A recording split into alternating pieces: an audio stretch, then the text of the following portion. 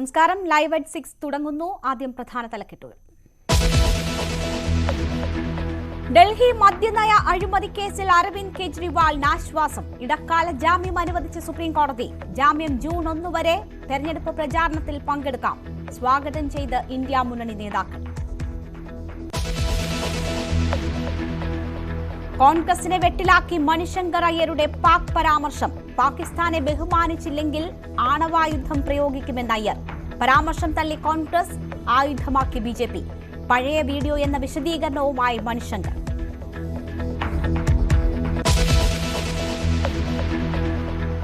Mayor KSRTC driver തർക്കത്തിൽ memory card കണ്ടെത്താൻ police. യദുവിനെ ചോദ്യം ചെയ്യുന്നു. മൊഴികളിൽ വൈരുദ്ധ്യമെന്ന് പോലീസ്.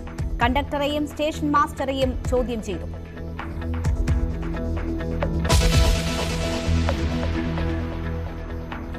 CPM-ന് ഒറ്റ അക്കൗണ്ട് മാത്രമേ ഉള്ളൂ എന്ന് MV ഗോവിന്ദൻ. തൃശൂർ ജില്ലാ കമ്മിറ്റി പണം പിൻവലിച്ചത് പ്രവർത്തനത്തിന്. ഇടപാടുകൾ നടത്തിയത് നിയമാനുസൃതമായി. ഈട് നടത്തിയത് BJP താൽപര്യമെന്നും CPM സംസ്ഥാന സെക്രട്ടറി.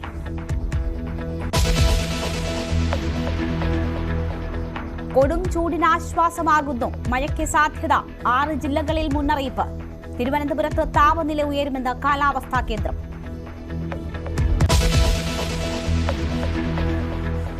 പാനൂർ വിഷ്ണുപ്രിയ വധക്കേസിൽ പ്രതി ശ്യാംജിത്ത് കുറ്റക്കാരൻ. ശിക്ഷാവിധി പ്രഖ്യാപനം തിങ്കളാഴ്ച. ജസ്ന തിരോധാന കേസിൽ തുടരന്വേഷണം പ്രഖ്യാപിച്ചു കോടതി. തുടരന്വേഷണത്തിൽ നല്ല പ്രതീക്ഷയെന്ന് ജസ്നയുടെ പിതാവ്. വന്ദനാദാസിന്റെ ഓർമ്മകൾക്ക് 1 വയസ്സ്.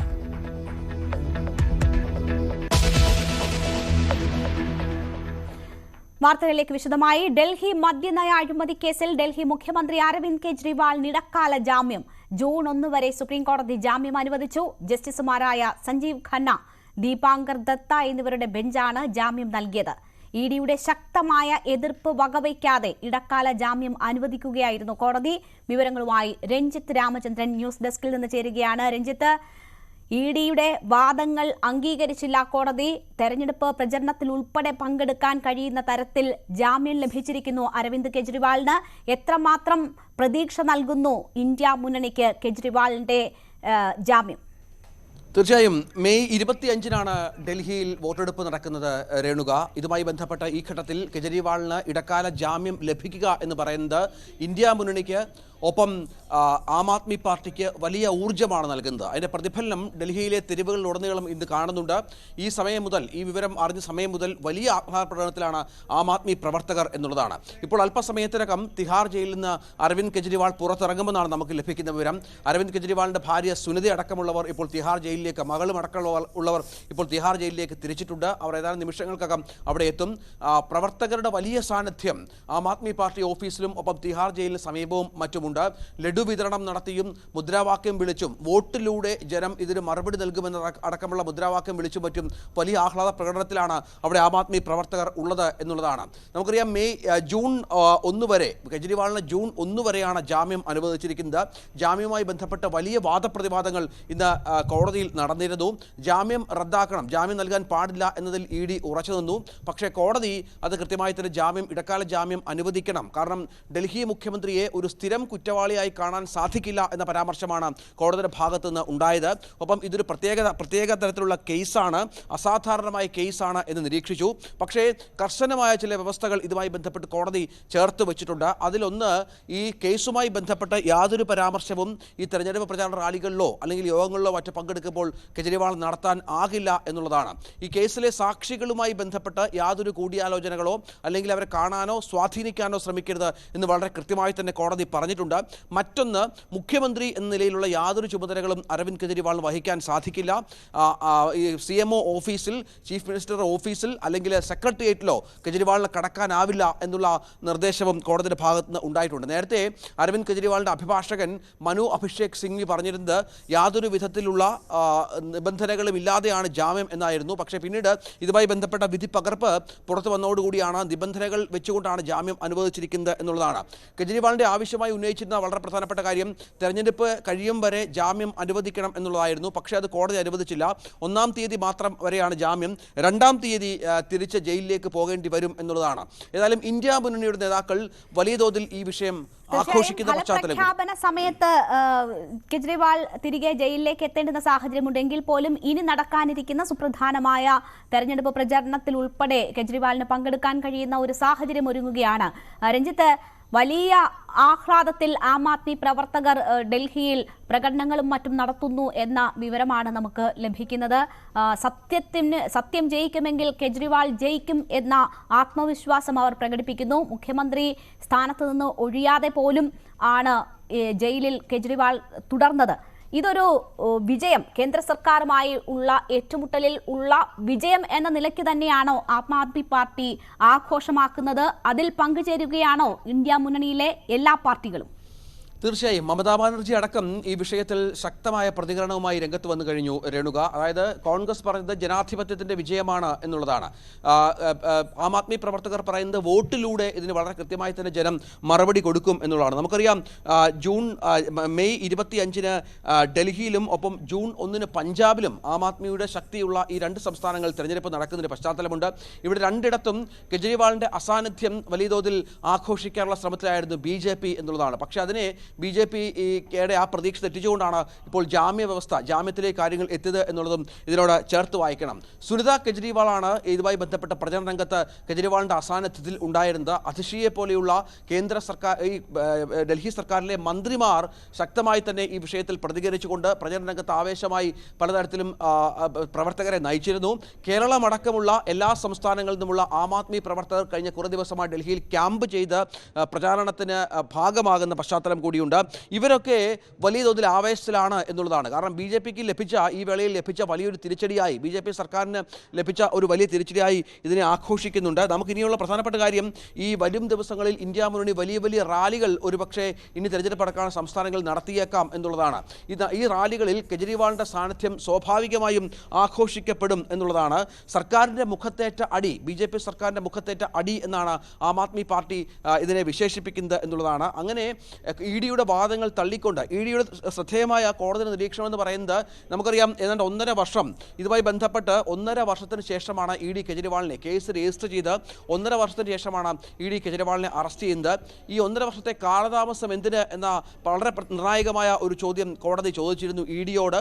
ഒപ്പം ഈ അറസ്റ്റുമായി ബന്ധപ്പെട്ട്, തെരഞ്ഞെടുപ്പ് സമയത്തുള്ള അറസ്റ്റുമായി ബന്ധപ്പെട്ടുള്ള വിമർശനങ്ങൾ കോടതിയുടെ ഭാഗത്ത് നിന്ന് ഉണ്ടായ പശ്ചാത്തലം കൂടി ഇതിനോട് ചേർത്ത് വായിക്കണം. അങ്ങനെ ഈ കെജ്രിവാളിന്റെ അറസ്റ്റ് ജാമ്യം തടയാനുള്ള എല്ലാ ശ്രമങ്ങളും ED നടത്തി എങ്കിലും ഇടക്കാല ജാമ്യം എന്ന രീതിയിൽ തന്നെ 20 ദിവസത്തേക്ക് കെജ്രിവാളിനെ പുറത്തിറങ്ങാൻ അനുവദിക്കുകയായിരുന്നു കോടതി എന്നുള്ളതാണ്. ചില നിബന്ധനകളുണ്ട് എങ്കിൽ പോലും തൽക്കാലത്തേക്ക് നോക്കിയാൽ ഈ ആം ആദ്മി പാർട്ടിക്ക് ലഭിക്കുന്ന വലിയൊരു ആവേശമായി അല്ലെങ്കിൽ വലിയൊരു പ്രതീക്ഷയായി കെജ്രിവാളിൻ്റെ ജാമ്യം മാറുന്നു എന്നുള്ളതാണ്. ഇനിയും അവർക്ക് ജനങ്ങളോട് പറഞ്ഞു നിൽക്കാൻ പലവിധ കാര്യങ്ങൾ ഇതോട് ചേർത്ത് വെച്ച് ജനങ്ങളോട് സംസാരിക്കാൻ സാധിക്കും. ഇന്ത്യ മുന്നണിക്ക് വലിയ ആയുധമാക്കാൻ സാധിക്കും.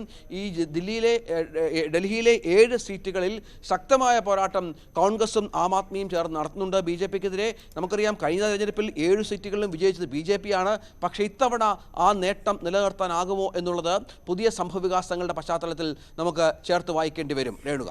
തീർച്ചയായും. എന്തായാലും ആം ആദ്മി പാർട്ടി വലിയ ആഘോഷത്തോടു കൂടിയാണ് കെജ്രിവാളിന്റെ ജാമ്യത്തിലുള്ള വരവ് ആഘോഷമാക്കുന്നത്. ഇന്ത്യ മുന്നണിയും അതുപോലെ തന്നെ അത് ഏറ്റെടുക്കുകയാണ്. എന്തായാലും ഇന്ന് തന്നെ കെജ്രിവാൾ പുറത്തിറങ്ങുമെന്നതാണ് പ്രതീക്ഷിക്കുന്നത്. അദ്ദേഹത്തിന്റെ ഭാര്യ ഉൾപ്പെടെയുള്ളവർ തിഹാർ ജയിലിലേക്ക്, അതിന്റെ പരിസരത്തേക്ക് പുറപ്പെട്ടിട്ടുണ്ട്. വലിയ ആഘോഷമാക്കി മാറ്റുന്നു. തെരഞ്ഞെടുപ്പിൽ ഇത് പ്രതിഫലിക്കുമോ എന്നുള്ളത് നമുക്ക് കാത്തിരുന്നത് തന്നെ കാണാം. പോരാട്ടം ജയിലിനുള്ളിലും കെജ്രിവാൾ തുടർന്നിരുന്നു. അദ്ദേഹം പുറത്തു വന്നാൽ എന്ത് പറയുന്നു എന്നതുൾപ്പെടെ കാത്തിരിക്കുകയാണ് രാഷ്ട്രീയ രംഗം. രഞ്ജിത്ത് രാമചന്ദ്രനാണ് വിവരങ്ങൾ നൽകിയത്.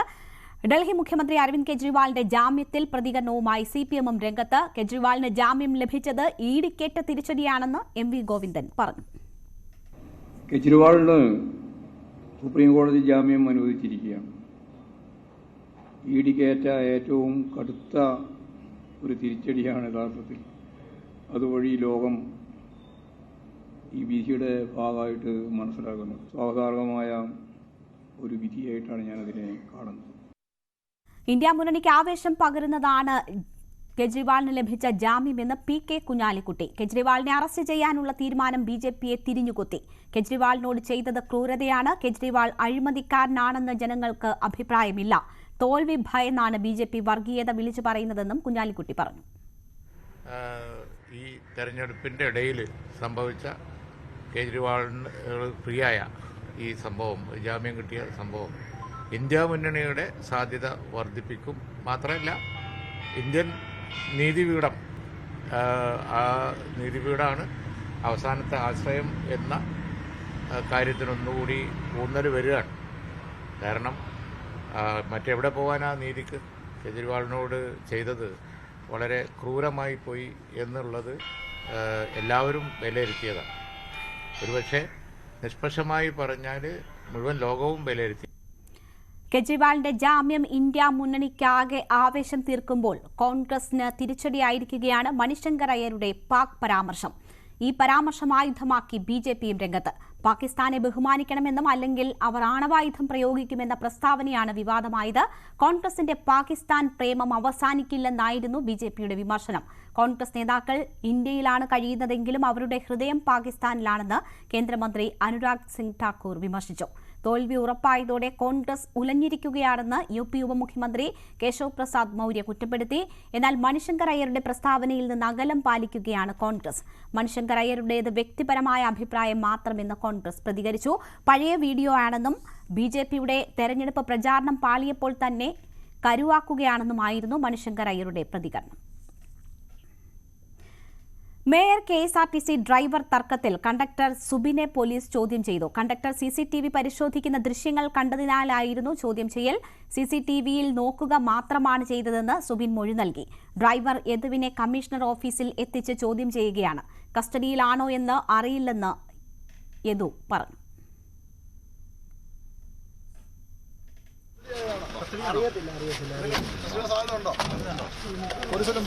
ഒന്നും പറഞ്ഞില്ല.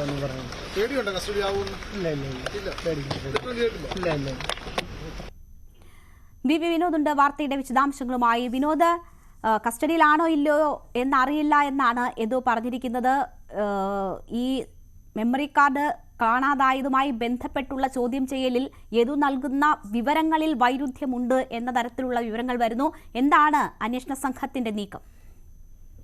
കൊണ്ടുപിടിച്ച അന്വേഷണമാണ് പോലീസിന്റെ ഭാഗത്തു നിന്നുണ്ടാകുന്നത്. ഈ പരാതിക്കാരെ മുഴുവൻ മൊഴിയെടുക്കാനുള്ള, പ്രധാനപ്പെട്ട ആളുകളിൽ നിന്നെല്ലാം മൊഴിയെടുക്കാനുള്ള ഒരു നീക്കമാണ് ഇപ്പോൾ നടത്തുന്നത്. മേയറുടെ പരാതിയിലും യദുവിന്റെ പരാതിയിലും എല്ലാം ഒരേ സമയം തന്നെ പോലീസിന്റെ നടപടി ഉണ്ടാകുന്നു. ഇപ്പോൾ കണ്ടക്ടർ സുബിൻ, ഡ്രൈവർ യദു, അതോടൊപ്പം തന്നെ സ്റ്റേഷൻ മാസ്റ്റർ തുടങ്ങി 3 പേർ ഇപ്പോൾ സിറ്റി പോലീസ് കമ്മീഷണർ ഓഫീസിലുണ്ട്. ഇവരുടെ ഈ ചോദ്യം ചെയ്യൽ നടപടികൾ തുടരുകയാണ്. ആദ്യം രാവിലെ കണ്ടക്ടറെയും സ്റ്റേഷൻ മാസ്റ്ററെയുമാണ് സ്റ്റേഷനിൽ കൊണ്ടുവന്നത്, തമ്പാനൂർ സ്റ്റേഷനിലേക്ക്. പിന്നീട് കമ്മീഷണർ ഓഫീസിലേക്ക് എത്തിക്കുകയായിരുന്നു. ഉച്ചതിരിഞ്ഞാണ് യദുവിനെ കമ്മീഷണർ ഓഫീസിലേക്ക് കൊണ്ടുവന്നത്. ഈ CCTVയിലെ മെമ്മറി കാർഡ്, അത് ഏറ്റവും പ്രധാനപ്പെട്ട കാര്യമായി ഇപ്പോൾ പോലീസ് ഗൗരവത്തിൽ എടുത്തിരിക്കുന്ന ഒരു വിഷയം അതാണ്. ഇന്നത്തെ ഈ അന്വേഷണം മുഴുവൻ അത് കേന്ദ്രീകരിച്ചാണ്. ആരാണ് ഇത് ഊരിമാറ്റിയെങ്കിൽ അത് ആര് ഊരിമാറ്റി, അല്ലെങ്കിൽ നേരത്തെ നഷ്ടപ്പെട്ടിരുന്നു തുടങ്ങിയ കാര്യങ്ങളെല്ലാം പരിഗണിക്കുന്നു. പക്ഷേ ഇപ്പോൾ ഇത് ഊരിമാറ്റി എന്ന ഒരു നിഗമനത്തിന്റെ അടിസ്ഥാനത്തിൽ തന്നെയാണ് പോലീസിന്റെ അന്വേഷണം മുന്നോട്ട് പോകുന്നത്. അതുകൊണ്ട് കൃത്യമായ മൊഴികൾ വേണം. ഈ പറയുന്ന ആളുകളെല്ലാം ബസ്സിനടുത്തേക്ക് പോയിട്ടുണ്ട്. അത് ഈ സംഭവത്തിന് ശേഷം ഡ്രൈവർ ആകട്ടെ, കണ്ടക്ടർ ആകട്ടെ, ഈ ബസ്സിനടുത്തേക്ക് പോകുന്ന ദൃശ്യങ്ങൾ ലഭിച്ചിരുന്നു. അതുകൊണ്ട് തന്നെ ഇവർ എന്തിന് അസ്വാഭാവികമായി ആ തരത്തിൽ പെരുമാറി എന്ന നിലയ്ക്കാണ് ഇതിൽ യദു കഴിഞ്ഞ ദിവസം തന്നെ കണ്ടക്ടറുടെ മേലൊരു സംശയം ഉന്നയിച്ചിരുന്നു. കണ്ടക്ടർ DYFI പ്രവർത്തകനാണ്. ആദ്യം തന്നെ A റഹീമിനെ വിളിക്കുന്നു. അതിനുശേഷം സച്ചിൻ ദേവ് ബസ്സിനുള്ളിൽ കയറുമ്പോൾ ഇരിപ്പിടത്തിൽ നിന്ന് മാറി സച്ചിൻ ദേവിനെ അവിടെ ഇരുത്തുന്നു തുടങ്ങിയ ആരോപണങ്ങൾ. ഈ CCTV ക്യാമറയ്ക്കുള്ളിൽ മെമ്മറി കാർഡ് നഷ്ടപ്പെട്ടതിൽ കണ്ടക്ടർക്ക് പങ്കുണ്ട് എന്ന തരത്തിലാണ് യദുവിന്റെ പരാതി. അതേസമയം കണ്ടക്ടർ ഈ കുറ്റം നിഷേധിക്കുകയാണ്. താൻ CCTV ക്യാമറയ്ക്ക് അടുത്തേക്ക് പോയത് അതിന്റെ സ്ക്രീൻ പരിശോധിക്കാനാണ്, മോണിറ്ററിൽ നോക്കുന്നതിന് വേണ്ടിയാണ് പോയതെന്ന ഒരു മൊഴിയാണ് ഇപ്പോൾ കണ്ടക്ടർ നൽകിയിട്ടുള്ളത്. ഈ അറസ്റ്റുകളിലേക്ക് ഉടൻ പോയേക്കില്ല എന്ന സൂചന നൽകുന്നു. കണ്ടക്ടറെയും അതോടൊപ്പം തന്നെ ഈ ഡിപ്പോയുടെ ചുമതലയുള്ള ഉദ്യോഗസ്ഥനെയും വിട്ടയക്കുമെന്നൊരു സൂചന നേരത്തെ പോലീസ് നൽകിയിരുന്നു. പക്ഷെ ഇപ്പോഴും സമയം വൈകുകയാണ്. ഇവരുടെ ചോദ്യം ചെയ്യൽ തുടരുന്നു. ഇതിനിടയിലാണ് യദുവിനെ കൂടി കമ്മീഷണർ ഓഫീസിലേക്ക് കൊണ്ടുവന്നത്. രേണുക, ശരി. BB വിനോദാണ് വിവരങ്ങൾ നൽകിയത്. CPM-ന് ഒറ്റ അക്കൗണ്ട് മാത്രമേ ഉള്ളൂ എന്ന് എം വി ഗോവിന്ദൻ. ജില്ലാ കമ്മിറ്റിക്കും സംസ്ഥാന കമ്മിറ്റിക്കുമൊക്കെ ഈ അക്കൗണ്ടാണ്. പാൻ നമ്പറിൽ ടിക്ക് പകരം ജെ രേഖപ്പെടുത്തി. ബാങ്ക് ഓഫ് ഇന്ത്യയുടെ തൃശൂർ ജില്ലയിലെ ബ്രാഞ്ചിന്റെ വീഴ്ച കൊണ്ടാണ് നമ്പർ തെറ്റായി രേഖപ്പെടുത്തിയത്. മാർച്ച് 2-ന് അക്കൗണ്ടിൽ നിന്ന് പണം പിൻവലിച്ചത് ജില്ലാ കമ്മിറ്റിയുടെ പ്രവർത്തനത്തിന് വേണ്ടിയാണെന്നും എം വി ഗോവിന്ദൻ പറഞ്ഞു. പാർട്ടിയുടെ അക്കൗണ്ട് മരവിപ്പിക്കുന്നതിനുള്ള നടപടി ഈ തെരഞ്ഞെടുപ്പിന്റെ ഇടയിൽ ആദായ വകുപ്പ് സ്വീകരിക്കുകയുണ്ടായി. ഇഡിയും ഇൻകം ടാക്സ് ഡിപ്പാർട്ട്മെന്റും ഒക്കെ BJPയുടെ ഇംഗിതത്തിനനുസരിച്ച് നിരവധിയായ ഇടപെടലുകളാണ് തെരഞ്ഞെടുപ്പ് ഘട്ടത്തിൽ പോലും കേരളത്തിലും അതിന്റെ ഭാഗമായിട്ട് തൃശ്ശൂരും നടത്തിയിട്ടുള്ളത് എന്ന് നമുക്കറിയാം. തെരഞ്ഞെടുപ്പ് പ്രവർത്തനത്തെ ദുർബലപ്പെടുത്തുന്നതിനു വേണ്ടി ആ ഉന്നം വെച്ചുകൊണ്ടാണ് ഈ നടപടികളെല്ലാം ആദായ നികുതി വകുപ്പിന്റെ ഭാഗത്തു നിന്ന് ഉണ്ടായത്. നിയമവിധേയമായി കൃത്യമായി കണക്കുകൾ സൂക്ഷിക്കുകയും ആദായ നികുതി വകുപ്പിന് നൽകുകയും ചെയ്യുന്ന പാർട്ടിയാണ് CPIM. നരേന്ദ്രമോദി ദുർബലനായ പ്രധാനമന്ത്രിയെന്നും എം വി ഗോവിന്ദൻ. ഇത്രയും ചീപ്പായ ദുർബലനായ ഇന്ത്യൻ പ്രധാനമന്ത്രി ഇതുവരെ ഉണ്ടായിട്ടില്ല. നെഞ്ചളവിന്റെ രീതിയിൽ വലിയ പ്രതീക്ഷയായിരുന്നു. എല്ലാ പ്രതീക്ഷകളും തകർന്ന് തരിപ്പണമായെന്നും എം വി ഗോവിന്ദൻ പറഞ്ഞു. ഇത്ര ദുർബലനായ ഒരു പ്രധാനമന്ത്രി ചരിത്രത്തിൽ ഇന്നേ വരെ ഉണ്ടായിട്ടില്ല. എല്ലാ രാഷ്ട്രീയവും വിട്ട് വെറും ജാതിയും മതവും വർഗീയതയും പ്രചരിപ്പിക്കുന്ന ഒരു ഇന്ത്യൻ പ്രധാനമന്ത്രിയുടെ അപമാനകരമായ ചിത്രമല്ലേ ഈ ലോകം മുഴുവൻ കണ്ടുകൊണ്ടിരിക്കുന്നത്. ഇതുപോലെ ചീപ്പായ, ഇതുപോലെ ദുർബലനായ ഒരു ഇന്ത്യൻ പ്രധാനമന്ത്രി ഇതിനു മുമ്പ് ഒരിക്കലും ഉണ്ടായിട്ടില്ല. എല്ലാവരും വലിയ പ്രതീക്ഷയായിരുന്നു. നെഞ്ചളവിന്റെ എല്ലാം വീതി നീളെല്ലാം നോക്കിയിട്ട് എല്ലാം സാഗർ തരിപ്പണയില്ലേ. നമ്മുടെ താഴെ ഒരു RSSന്റെ മേലത്തെ RSS ഒന്നുമല്ല, മോഹൻ ഭഗവതിനൊന്നുമല്ല ഞാൻ ഉദ്ദേശിക്കുന്നത്. താഴെ നമ്മുടെ നാട്ടിലെ ഒരു RSSകാരന്റെ നിലവാരം പോലും ഈ ഇന്ത്യൻ പ്രധാനമന്ത്രിക്ക് വർഗീയ പ്രചരണം നടത്തുന്നതുമായിട്ട് ബന്ധപ്പെട്ടിട്ട് താരതമ്യം ചെയ്യാൻ സാധിക്കാത്ത രീതിയിലുള്ള ദുരന്തപൂർണമായ അവസ്ഥയിലാണ് ഇന്ത്യൻ പ്രധാനമന്ത്രി എത്തിച്ചേർന്നിട്ടുള്ളത്. BJP നേതൃത്വവും അങ്ങനെ തന്നെയാണ്. തെരഞ്ഞെടുപ്പുമായി ബന്ധപ്പെട്ട് താങ്ങാവുന്നതിലേറെ പ്രയത്നിച്ച മുഖ്യമന്ത്രിയെ ഒന്ന് വിശ്രമിക്കാൻ അനുവദിച്ചുകൂടെ എന്ന് CPM കേന്ദ്ര കമ്മിറ്റി അംഗം AK ബാലൻ.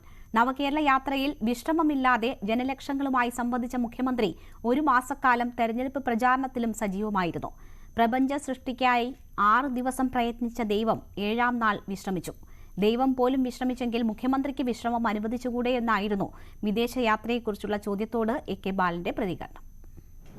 ഒരു കാര്യം മനസ്സിലാക്കേണ്ടത്, കഴിഞ്ഞ ഒരു വർഷമായി കേരളത്തിൻ്റെ മുഖ്യമന്ത്രി ഭരണരംഗത്തും സംഘടനാ രംഗത്തും അദ്ദേഹം നടത്തിയിട്ടുള്ള പ്രവർത്തനമെന്ന് പറഞ്ഞാൽ ഊഹിക്കാൻ പോലും പറ്റാത്ത സ്ട്രെയിനാണ് അദ്ദേഹം എടുത്തത്. നവകേരള യാത്രയുമായി ബന്ധപ്പെട്ടുകൊണ്ട് 30 ദിവസം ജനങ്ങളെ നേരിട്ട് കണ്ടു, ജനലക്ഷങ്ങളെ നേരിട്ട് കണ്ടു. ഈ ലോക്സഭാ തെരഞ്ഞെടുപ്പുമായി ബന്ധപ്പെട്ടുകൊണ്ട് ഏതാണ്ട് 30 ദിവസം അദ്ദേഹം ഒരു ദിവസം 4 മണിക്കൂർ കണ്ട് പ്രസംഗിച്ചു.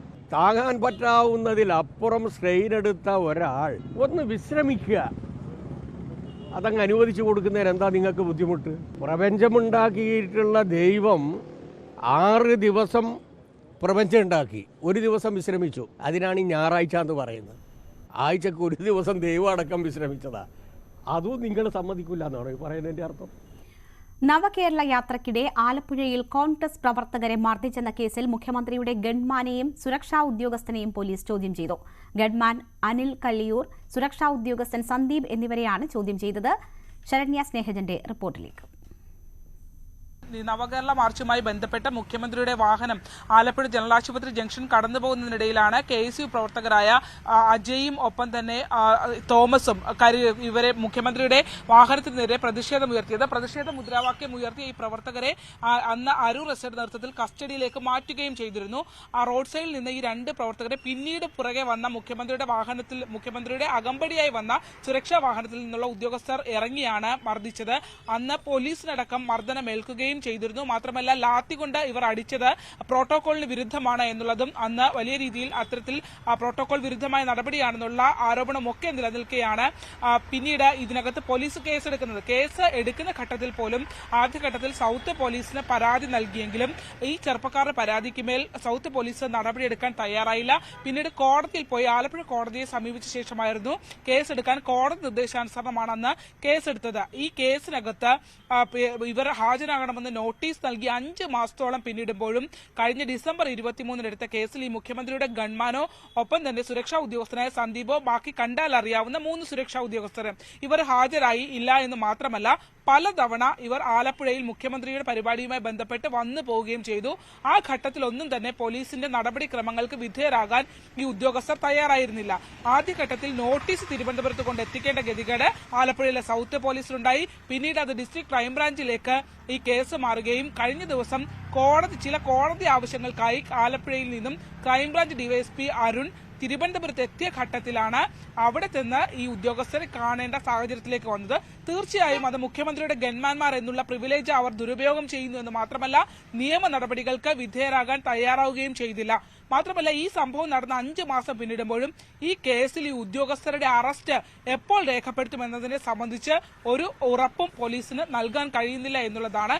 ഇനിയുള്ളത് 5 മാസം കഴിയുമ്പോഴും നടപടിക്രമമായി പറയുന്നത് വീഡിയോ ദൃശ്യങ്ങളടക്കം പരിശോധിക്കുന്നതാണ് അടുത്ത നടപടി എന്നുള്ളതാണ് ജില്ലാ പോലീസ് മേധാവി അടക്കം വ്യക്തമാക്കുന്നത്. ഏറ്റവും പ്രധാനപ്പെട്ട കാര്യം 2 പ്രവർത്തകർ മുദ്രാവാക്യം വിളിച്ചു. അവരെ ആരൂർ പോലീസ് കസ്റ്റഡിയിലേക്ക് മാറ്റുകയും ചെയ്തു. മറ്റ് പ്രതിഷേധങ്ങളൊന്നുമില്ലാതെ അവിടെ നിൽക്കുന്ന ഘട്ടത്തിലാണ് ഒരു പ്രകോപനവുമില്ലാതെ പുറകെ വന്ന വാഹനത്തിൽ നിന്നിറങ്ങി വലിയ ലാത്തികൾ കൊണ്ട് ഈ വീണ് കിടന്ന ചെറുപ്പക്കാരെ മർദ്ദിച്ചത്. ആ അടിയിൽ അജയുടെ കൈയെല്ല് പൊട്ടുകയും ഒപ്പം തന്നെ തോമസിന്റെ തലയ്ക്ക് ഗുരുതരമായി പരിക്കേൽക്കുകയും ചെയ്തിരുന്നു.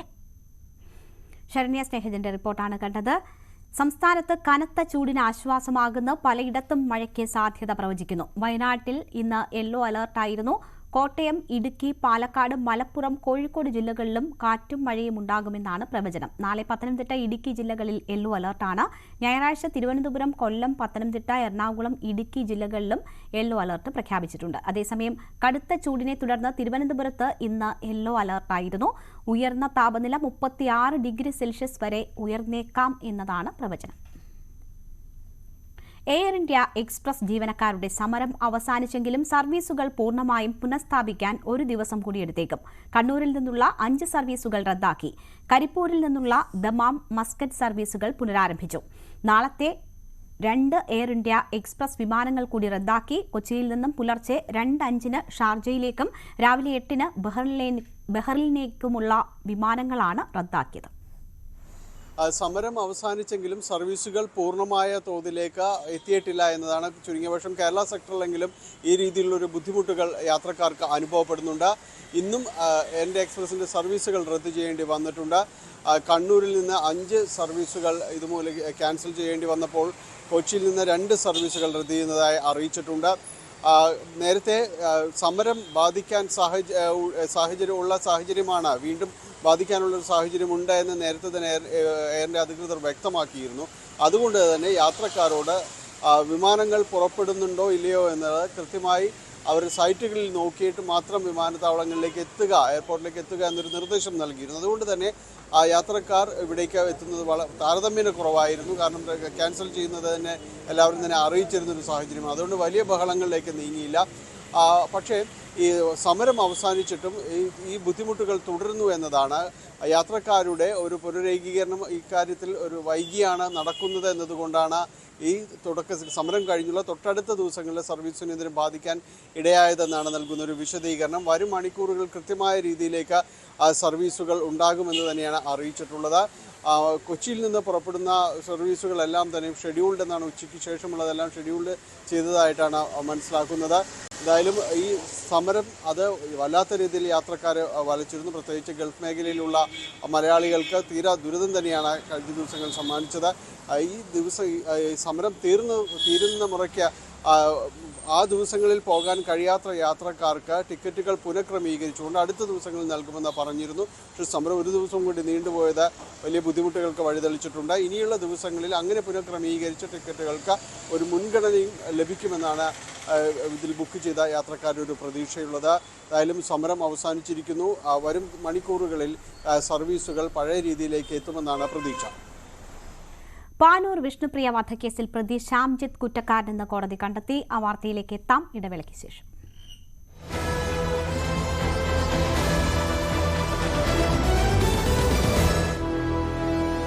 ബർജർ ഡാം സ്റ്റോപ്പ്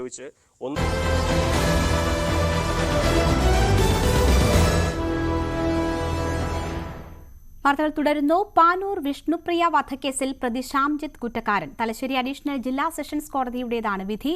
പ്രതിക്കുള്ള ശിക്ഷ തിങ്കളാഴ്ച പ്രഖ്യാപിക്കും. 2022 ഒക്ടോബർ 22-നാണ് പ്രണയാഭ്യർത്ഥന നിരസിച്ചതിന് പ്രതി ശ്യാംജിത്ത് വിഷ്ണുപ്രിയയെ വീട്ടിൽ കയറി കുത്തിക്കൊലപ്പെടുത്തിയത്.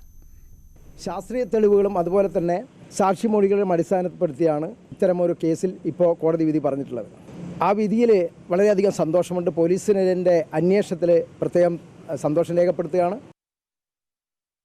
വളരെ നീചമായ ഒരു കൊലപാതകമാണ് ഈ പ്രതി നടത്തിയിരിക്കുന്നത്. ഇത് പ്രോസിക്യൂഷനും പോലീസ് അന്വേഷണത്തിലും തെളിയിക്കാനായി എന്നത് തന്നെയാണ് ഏറ്റവും പ്രധാനം. കോടതി പ്രധാനമായും ഇന്ന് ഇത്തരത്തിൽ ഈ പ്രതി കുറ്റക്കാരനാണെന്ന് വിധിക്കുകയായിരുന്നു. പിന്നീട് ഇതിന്മേലുള്ള വാദം നടന്നു. തിങ്കളാഴ്ച ഇതിന്മേലുള്ള ശിക്ഷാവിധി പ്രസ്താവിക്കുമെന്നാണ് പറഞ്ഞത്. എന്തായാലും ഈ സൂചിപ്പിച്ചതുപോലെ തന്നെ ഒരു ഹൊറർ സിനിമ കണ്ട് അതേ സ്റ്റൈലിൽ ഒരു കൊലപാതകം നടപ്പിലാക്കുക. അതായത് ഈ പെൺകുട്ടി ഒരു ആൺ സുഹൃത്തുമായി ഇത്തരത്തിൽ വീഡിയോ കോളിൽ സംസാരിക്കുന്നതിനിടയിലാണ് ഈ കൊലപാതകം നടക്കുന്നത്. ഈ കൊലപാതകം എന്ന് പറഞ്ഞാൽ ചുറ്റിയുകൊണ്ട് തലക്കടിച്ച് കഴുത്തറുത്ത് കൊലപ്പെടുത്തുന്ന ഒരു സംഭവമാണ്. ഈ മരണപ്പെട്ടതിന് ശേഷവും 29ഓളം മുറിവുകൾ ഈ പെൺകുട്ടിയുടെ ശരീരത്തിലുണ്ടായിരുന്നു. ഇതിൽ ഏറ്റവും നിർണായകമായത് ഈ സംസാരിക്കുന്നതിനിടയിൽ ഉണ്ടായ CCTV ഇത്തരത്തിലുള്ള ലാപ്പിൽ വന്ന ഒരു 13 സെക്കൻഡ് ദൃശ്യമാണ് ഈ കേസിൽ വളരെ നിർണായകമായത്. മാത്രമല്ല ഈ പ്രതി ചുറ്റികയും അതുപോലെ തന്നെ മറ്റ് ആയുധങ്ങളും വാങ്ങുന്ന അതിന്റെ CCTV ദൃശ്യങ്ങൾ ലഭിച്ചിരുന്നു. ഈ കൊലപാതകം നടത്താൻ ഈ പ്രതി ഒരു മോട്ടോർ സൈക്കിളിലാണ് വന്നത്. ഇതിനും ദൃക്സാക്ഷിയുണ്ട്. അല്ലാതെ നേരിട്ട് ഒരു ദൃക്സാക്ഷികൾ പോലും ഇല്ലാത്തൊരു കേസിലാണ് ശാസ്ത്രീയമായ തെളിവുകളുടെ അടിസ്ഥാനത്തിൽ അതും 7 മാസത്തെ വിചാരണ നടപടികൾക്കൊടുവിൽ ഇത്തരത്തിൽ കുറ്റക്കാരനാണെന്ന് കണ്ടെത്തത്. നേരത്തെ പ്രോസിക്യൂട്ടർ സൂചിപ്പിച്ചതുപോലെ ഇതിൽ ഏറ്റവും പ്രധാനമായും വധശിക്ഷ നൽകണമെന്നാണ് ആവശ്യപ്പെട്ടിരിക്കുന്നത്. അതായത് മിനിമം ജീവപര്യന്തം, മാക്സിമം വധശിക്ഷ എന്നതാണ് പ്രോസിക്യൂഷന്റെ ആവശ്യം. അത്തരത്തിൽ വളരെ പൈശാചികമായ ഒരു കൊലപാതകം നടത്തി പ്രതി എന്നത് തന്നെയാണ്. അത് മാത്രമല്ല സൂചിപ്പിച്ചതുപോലെ തന്നെ ഒരു കുറ്റബോധവും ഈ പ്രതിക്കുണ്ടായിരുന്നില്ല. ഈ 24 വയസ്സ് തനിക്ക് 13 വയസ്സ് കഴിഞ്ഞാൽ പുറത്തിറങ്ങാൻ പറ്റും, സമാധാനമായി ജീവിക്കാൻ പറ്റും, ഇത്തരത്തിലുള്ള ഒരു പ്രസ്താവിത മൊഴിയായിരുന്നു ഇയാൾ നൽകിയത്. അതുകൊണ്ട് തന്നെ ഒരു ദയയും ഈ പ്രതി അറിയിക്കുന്നില്ല. ഈ പ്രതി ഇന്ന് കോടതിയിലെത്തിയപ്പോൾ കോടതി എന്താണ് പറയാനുള്ളതെന്ന് ചോദിച്ചപ്പോൾ താൻ കുറ്റം ചെയ്തിട്ടില്ല എന്ന് മാത്രമാണ് ഈ പ്രതി പറഞ്ഞത്. എന്തായാലും ഈ പെൺകുട്ടിയുടെ മാതാവും സഹോദരിയും ഇന്ന് കോടതിയിലെത്തിയിരുന്നു. ഏതായാലും വളരെ സന്തോഷത്തിലാണ് അവരുള്ളത്. ഏതായാലും വലിയ ഈ വധശിക്ഷ തന്നെ ഈ പ്രതിക്ക് നൽകും എന്നൊരു ആത്മവിശ്വാസത്തിൽ തന്നെയാണ് ഈ കുടുംബവും ഉള്ളത്. KV ബൈജുവിന്റെ റിപ്പോർട്ടാണ് കണ്ടത്. ഇന്നുണ്ടായ മറ്റൊരു പ്രധാന കോടതി നടപടി ജസ്ന തിരോധാനവുമായി ബന്ധപ്പെട്ടാണ്. ജസ്ന തിരോധാന കേസിൽ തുടരന്വേഷണം പ്രഖ്യാപിച്ചിരിക്കുന്നു കോടതി. തിരുവനന്തപുരം CJM കോടതിയാണ് തുടരന്വേഷണത്തിന് ഉത്തരവിട്ടത്. ജസ്നയുടെ പിതാവിന്റെ ഹർജിയിലാണ് നടപടി. വിധി പ്രതീക്ഷിച്ച തന്നെയായിരുന്നു. എന്ന് വെച്ചാൽ ഒരു തുടരന്വേഷണം വേണമെന്ന് പറഞ്ഞാൽ ഒരു പെറ്റീഷൻ കൊടുക്കുമ്പോൾ കോടതി എന്തായാലും അതിന് അനുകൂലമായിട്ട് വിധിക്കുമെന്ന് എനിക്ക് പ്രതീക്ഷ ഉണ്ടായിരുന്നു. എന്തായാലും വിധി സ്വാഗതാർഹമാണ്, സന്തോഷമുണ്ട്. എൻ്റെ സൂചന വെച്ച് ഞാൻ അവരുമായിട്ട് സംസാരിച്ച് അവർക്ക് വേണ്ട സപ്പോർട്ടുകൾ എന്നെക്കൊണ്ട് പറ്റുന്നത് ഞാൻ ചെയ്തു കൊടുക്കും. അപ്പോൾ തീർച്ചയായിട്ടും അത് ഫലം കണ്ടെത്തുമെന്നാണ് എൻ്റെ വിചാരം. മലയാളി സമൂഹം മൊത്തം ഉറ്റുനോക്കുന്നൊരു സംഭവമാണ് ജസ്നയുടെ മിസ്സിംഗ് കേസ്. അപ്പോൾ അതിന് എന്തെങ്കിലും ഒരു അവസാനം ഉണ്ടാകണം, അതിനുവേണ്ടിയാണ് ഞാൻ ശ്രമിച്ചത്. ജസ്നയുടെ പിതാവിന്റെ ആവശ്യം അംഗീകരിച്ചാണ് CJM കോടതി ഇപ്പോൾ തുടരന്വേഷണത്തിന് ഉത്തരവിട്ടിരിക്കുന്നത്. എന്തെങ്കിലും തെളിവുകൾ ഉണ്ടെങ്കിൽ മുദ്രവെച്ച കവറിൽ സമർപ്പിക്കാൻ നേരത്തെ ആവശ്യപ്പെട്ടിരുന്നു. ഇതിന്റെ അടിസ്ഥാനത്തിൽ ജസ്നയുടെ പിതാവ് അജ്ഞാത സുഹൃത്തിനെയും അതോടൊപ്പം തന്നെ ജസ്ന വ്യാഴാഴ്ചകളിൽ പ്രാർത്ഥനയ്ക്ക് പോയിരുന്ന ആരാധനാലയത്തെയും കുറിച്ചുള്ള വിവരങ്ങൾ കൈമാറി. നേരത്തെ ഈ വിവരം CBIക്ക് കൈമാറാത്തത്, അങ്ങനെ ആ അന്വേഷണവുമായി CBI മുന്നോട്ട് പോയാൽ ഈ അജ്ഞാത സുഹൃത്ത് തെളിവുകൾ നശിപ്പിക്കാനിടയുണ്ട് എന്നൊരു കാര്യമാണ് ജസ്നയുടെ പിതാവ് ചൂണ്ടിക്കാട്ടിയത്.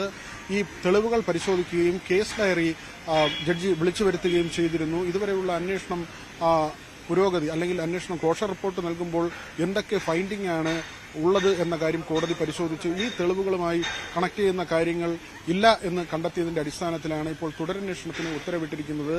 ജസ്നയുടെ രക്തം പുരണ്ട വസ്ത്രം അത് ജസ്നയുടെ മുറിയിലുണ്ടായിരുന്നു എന്ന പിതാവിന്റെ മൊഴി, അത് പക്ഷേ ഇതുവരെ കണ്ടെത്താനായിട്ടില്ലെന്ന ഒരു നിലപാടാണ് CBI സ്വീകരിച്ചിരിക്കുന്നത്. അതോടൊപ്പം തന്നെ ഈ പുതിയ തെളിവുകളുമായി കൂട്ടിച്ചേർത്ത് അത്തരത്തിലുള്ളൊരു അന്വേഷണം, അതിനുള്ള സാധ്യതയും CBI ഇനി തേടും. നേരത്തെ തന്നെ കൂടുതൽ തെളിവുകൾ ഉണ്ടെങ്കിൽ അന്വേഷണം നടത്തുന്നതിന് തടസ്സമില്ലെന്ന് CBI വ്യക്തമാക്കിയിരുന്നു. ജസ്ന ജീവിച്ചിരിപ്പില്ല എന്ന ഒരു സൂചന നൽകിക്കൊണ്ടാണ് CBIയുടെ ക്ലോഷർ റിപ്പോർട്ട് പോയത്. അതോടൊപ്പം തന്നെ ജസ്നയുടെ പിതാവും ജസ്ന ജീവിച്ചിരിപ്പുണ്ട് എന്ന കാര്യത്തിൽ സംശയം പ്രകടിപ്പിച്ചിരുന്നു. എങ്കിലും മകളുടെ തിരോധാനവുമായി ബന്ധപ്പെട്ട് സുപ്രധാനമായ തെളിവുകൾ കേന്ദ്രീകരിച്ചുള്ള അന്വേഷണം വേണമെന്ന ആവശ്യമാണ് ജസ്നയുടെ പിതാവ് ഉന്നയിച്ചതും കോടതി അത് അംഗീകരിച്ചതും. BV Vinod, news 18 Thiruvananthapuram. കൊട്ടാരക്കര താലൂക്ക് ആശുപത്രിയിൽ കൊല ചെയ്യപ്പെട്ട ഡോക്ടർ വന്ദനാദാസിന്റെ ഓർമ്മകൾക്ക് 1 വയസ്സ്. വന്ദനയുടെ വേർപാട് ഇപ്പോഴും വിശ്വസിക്കാനാവാതെ കഴിയുകയാണ് അച്ഛൻ മോഹൻദാസും അമ്മ വസന്തകുമാരിയും. മകളുടെ മരണത്തിൽ ഇപ്പോഴും നീതി തേടിയുള്ള പോരാട്ടത്തിലാണ് ഇരുവരും.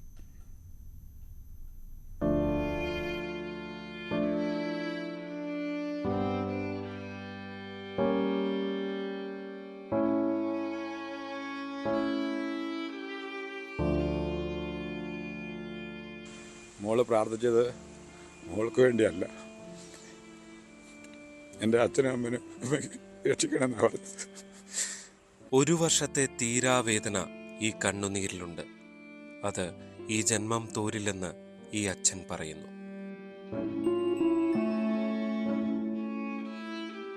ഞങ്ങൾക്ക് ഉറക്കം വരാത്ത, വിശപ്പില്ലാത്ത,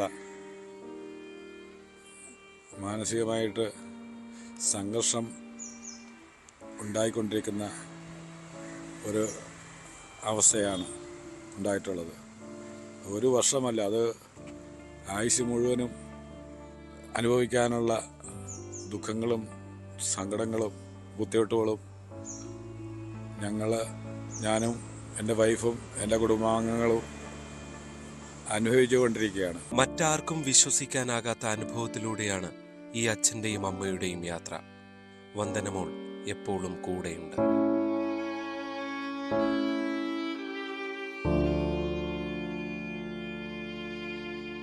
ഞങ്ങളുടെ മോള് ഞങ്ങളുടെ ഒപ്പം തന്നെയുണ്ട്. അതിൻ്റേതായിട്ടുള്ള അനുഭവങ്ങൾ ഞങ്ങൾക്ക് എപ്പോഴും ഉണ്ടാകുന്നുണ്ട്. വീട്ടിലായാലും അത്യാവശ്യം പുറത്ത് പോയാലും ഒക്കെ മോളുടെ പ്രസൻസ് അത് നമ്മൾ ഒരു ഇല്യൂഷനാണോ എന്ന് ചോദിച്ചാൽ അല്ല, നമുക്കത് അനുഭവപ്പെടുന്നുണ്ട്. കേസിൽ CBI അന്വേഷണം വേണമെന്ന ആവശ്യം മുന്നോട്ട് വെച്ചെങ്കിലും സംസ്ഥാന സർക്കാർ ഇപ്പോഴും മുഖം തിരിഞ്ഞു നിൽക്കുകയാണ്. പക്ഷേ ആയുസ്സുള്ള കാലത്തോളം പൊന്നുമോൾക്ക് നീതി കിട്ടാൻ വേണ്ടി പോരാടുമെന്ന് ഈ മനുഷ്യൻ പറയുന്നു. ഇന്ത്യയിലെ നീതിന്യായ വ്യവസ്ഥയിൽ ഞങ്ങൾക്ക് എപ്പോഴും വിശ്വാസമുണ്ട്. അതിൽ വിശ്വസിക്കുകയും നീതി ലഭിക്കുകയും അല്പം ദിവസം താമസിച്ചാൽ ലഭിക്കുകയും എന്നുള്ള ഒരു പൂർണ്ണ വിശ്വാസം ഞങ്ങൾക്കുണ്ട്. അതിന് ഞങ്ങൾക്ക് 2 പേർക്കും അല്ലെങ്കിൽ ഞങ്ങളുടെ കുടുംബാംഗങ്ങൾക്കും ആയുസ്സും ആരോഗ്യമുള്ളത്തോളം കാലം ഞങ്ങൾ അതിനുവേണ്ടി ശ്രമിക്കും. എന്തൊക്കെ നിഗൂഢതകളൊക്കെ ഉണ്ടോ അതെല്ലാം വെളിച്ചത്ത് കൊണ്ടുവരും എന്നുള്ള ഉറച്ച വിശ്വാസത്തിലാണ് ഞങ്ങൾ ഇപ്പോൾ മുൻപോട്ട് പോകുന്നത്. ഡോക്ടർ വന്ദനയുടെ സ്വപ്നം പോലെ പാവപ്പെട്ടവർക്ക് സൗജന്യ ചികിത്സ നൽകാനുള്ള ഒരു കേന്ദ്രം ഒരുക്കുന്ന തിരക്കിലാണ് അച്ഛനും അമ്മയും. തൃക്കുന്നപ്പുഴയിലെ കടലോരത്ത് വസന്തകുമാരിയുടെ സ്ഥലത്ത് ഡോക്ടർമാരായ സുഹൃത്തുക്കളുടെ സഹായത്തോടെ വൈകാതെ ഈ ക്ലിനിക്ക് യാഥാർത്ഥ്യമാകും. നീതി കിട്ടിയില്ല എന്നുറച്ചു വിശ്വസിക്കുന്ന ഒരു അച്ഛനും അമ്മയുമാണ് പട്ടാളമുക്കിലെ ഈ വീട്ടിനുള്ളിൽ കഴിഞ്ഞ 1 വർഷമായി നീറിക്കഴിയുന്നത്. സംസ്ഥാന സർക്കാർ ഒന്ന് മനസ്സ് വെച്ചാൽ ഇവർക്ക് അല്പം ആശ്വാസം ലഭിക്കും. കോട്ടയത്ത് നിന്ന് G. ശ്രീജിത്ത്, ന്യൂസ് 18. കഴിഞ്ഞ വർഷം ഇതേ ദിവസം കേരളം ഞെട്ടലോടെ കേട്ട വന്ദനാദാസിന്റെ മരണവാർത്തയ്ക്ക് സാക്ഷിയായവർ ഇന്ന് ആ ഓർമ്മയ്ക്ക് മുന്നിൽ ശ്രദ്ധാഞ്ജലി അർപ്പിക്കാൻ ഒത്തുചേർന്നു. കൊട്ടാരക്കര താലൂക്ക് ആശുപത്രിയിലെ മെഡിക്കൽ വിദ്യാർത്ഥികളും ജീവനക്കാരുമാണ് ഡോക്ടർ വന്ദനാദാസിന്റെ ഓർമ്മയിൽ ഒത്തുകൂടിയത്. കഴിഞ്ഞ വർഷം ഇതേ ദിവസം കേരളം ഞെട്ടലോടെ കേട്ട വാർത്തയ്ക്ക് സാക്ഷിയായവർ ഇന്ന് ആ ഓർമ്മയ്ക്ക് മുന്നിൽ ശ്രദ്ധാഞ്ജലി അർപ്പിക്കാൻ ഒത്തുചേർന്നു. കൊട്ടാരക്കര താലൂക്ക് ആശുപത്രിയിലെ മെഡിക്കൽ വിദ്യാർത്ഥികളും ജീവനക്കാരുമാണ് ഡോക്ടർ വന്ദനാദാസിന്റെ ഓർമ്മയിൽ ഒത്തുകൂടിയത്. ഈ ദിനത്തിൽ കൊട്ടാരക്കരയ്ക്കും കൊട്ടാരക്കര താലൂക്ക് ആശുപത്രിക്കുമാകെ നടുക്കമുണ്ടാക്കിയ, ലോകത്തിനാകെ നടുക്കമുണ്ടാക്കിയ ഈ ദിനം നാം വീണ്ടും ഓർക്കുകയാണ്. 2024 മെയ് മാസം 10-ാം തീയതി ഡോക്ടർ വന്ദനാദാസിനെ നാം എല്ലാം ഓർക്കുമ്പോൾ നിശ്ചയമായും വളരെ വേദനയോടുകൂടി, ദുഃഖത്തോടുകൂടി, തികഞ്ഞ അമർഷത്തോടുകൂടി, തികഞ്ഞ ലജ്ജയോടുകൂടി കൊട്ടാരക്കരക്കാർ തലകുനിക്കുകയാണ്. മൗനജാതിക്ക് ശേഷം ഡോക്ടർ വന്ദനാദാസിന്റെ ചിത്രത്തിന് മുന്നിൽ മെഴുകുതിരികൾ കത്തിച്ചു, പുഷ്പാർച്ചന നടത്തി, സ്മൃതി സംഗമം ആചരിച്ചു. ജില്ലാ ക്രൈംബ്രാഞ്ചാണ് കേസ് അന്വേഷിച്ച് കോടതിയിൽ കുറ്റപത്രം സമർപ്പിച്ചത്. ഹൈക്കോടതി ഉൾപ്പെടെ ജാമ്യാപേക്ഷ തള്ളിയതോടെ പ്രതി സന്ദീപ് ഇപ്പോഴും ജയിലിലാണ്. ഇതോടെ സന്ദീപിന്റെ വക്കാലത്ത് ഏറ്റെടുക്കാനെത്തിയ അഡ്വക്കേറ്റ് BA ആളൂർ സന്ദീപിനെ കുറ്റവിമുക്തനാക്കണമെന്നാവശ്യപ്പെട്ട് വിടുതൽ ഹർജി സമർപ്പിച്ചിരിക്കുകയാണ്. ചെറിയൊരു ആയുധം കൊണ്ട് ഒരു കുത്ത് കിട്ടി, അതിന്റെ ശ്വാസകോശം മുറിഞ്ഞ് അതിൽ നിന്ന് വായു പുറത്തേക്ക് കടന്ന് ആ ചെസ്റ്റ് ക്യാവിറ്റിയിൽ മുഴുവനും വായു നിറഞ്ഞ് ബാക്കിയുള്ള അവയവങ്ങൾ കംപ്രസ് ചെയ്ത് അതാണ് മരിക്കാനുള്ള കാരണം. അപ്പോൾ ഇതിൽ കോടതിയിൽ തെളിയിക്കാൻ 136 സാക്ഷികളാണ് ഇപ്പോൾ ഉള്ള കുറ്റപത്രത്തിലുള്ളത്. 136 സാക്ഷികളെ വിസ്തരിച്ച് ഇതിൽ സാക്ഷിമൊഴികളാണ് പ്രധാനം. ഏതെങ്കിലും സാക്ഷികൾ കൂറുമാറിയാൽ ഒരു പക്ഷേ ഈ കേസ് തോറ്റുപോകും. അതുകൊണ്ട് ഇവിടെ ഉള്ള ജീവനക്കാരാണ് കൂടുതലും പ്രധാനമായും സാക്ഷികളായിട്ടുള്ളത്. ആ ജീവനക്കാരോട് എനിക്ക് അഭ്യർത്ഥിക്കാനുള്ള ഒരു കാര്യം, ആരും നിങ്ങൾ പോലീസ് ക്രൈംബ്രാഞ്ചിൽ കൊടുത്ത മൊഴി ഒരിക്കലും മാറ്റി പറയരുത്. അതിൽ തന്നെ ഉറച്ചു നിൽക്കണമെന്ന് മാത്രമാണ് എനിക്ക് അഭ്യർത്ഥിക്കാനുള്ളത്. കേസ് CBIക്ക് കൈമാറണമെന്നാവശ്യപ്പെട്ട് സമർപ്പിച്ച ഹർജി ഹൈക്കോടതി തള്ളിയതോടെ മേൽക്കോടതികളെ സമീപിക്കാനുള്ള ഒരുക്കത്തിലാണ് വന്ദനയുടെ മാതാപിതാക്കൾ. വന്ദന കൊല്ലപ്പെട്ടിട്ടും ആരോഗ്യ പ്രവർത്തകരുടെ ജീവന് സംരക്ഷണം ഒരുക്കി നിയമം കർശനമാക്കിയിട്ടും ആശുപത്രികൾക്കും ആരോഗ്യ പ്രവർത്തകർക്കുമെതിരായ അതിക്രമങ്ങൾക്ക് ഇപ്പോഴും കാര്യമായ കുറവില്ല എന്നതാണ് മറ്റൊരു വസ്തുത. ന്യൂസ് 18 കൊട്ടാരക്കര. സാമൂഹിക പ്രവർത്തകൻ നരേന്ദ്ര ധബോൾക്കറുടെ കൊലപാതകത്തിൽ 2 പേർക്ക് ജീവപര്യന്തം തടവ് ശിക്ഷ. സനാതൻ സംസ്ഥ എന്ന സംഘടനയിലെ അംഗങ്ങളായ സച്ചിൻ അദൂരെ, ശരത് കലസ്കർ എന്നിവർക്കാണ് ശിക്ഷ വിധിച്ചത്. 5 ലക്ഷം രൂപ പിഴയും വിധിച്ചു. 3 പേരെ കുറ്റവിമുക്തരാക്കി. അന്ധവിശ്വാസങ്ങൾക്കും ദുർമന്ത്രവാദത്തിനുമെതിരായ സമിതിയുടെ നേതാവായിരുന്നു ധബോൾക്കർ. മഹാരാഷ്ട്രയിൽ അന്ധവിശ്വാസ ആചാരങ്ങൾക്കെതിരെ നിയമം കൊണ്ടുവന്നത് ഈ സമിതിയുടെ പ്രവർത്തനം കൊണ്ടാണ്. സമിതിയുടെ പ്രവർത്തനങ്ങൾ ഏറ്റെടുക്കാൻ ആരും ധൈര്യപ്പെടരുത് എന്ന ഉദ്ദേശത്തിലാണ് ധബോൾക്കറെ കൊലപ്പെടുത്തിയതെന്ന് പൂനെ സെഷൻസ് കോടതി മുമ്പ് കണ്ടെത്തിയിരുന്നു. 2013 പൂനെയിൽ ധബോൾക്കറെ വെടിവെച്ചു കൊന്നത്.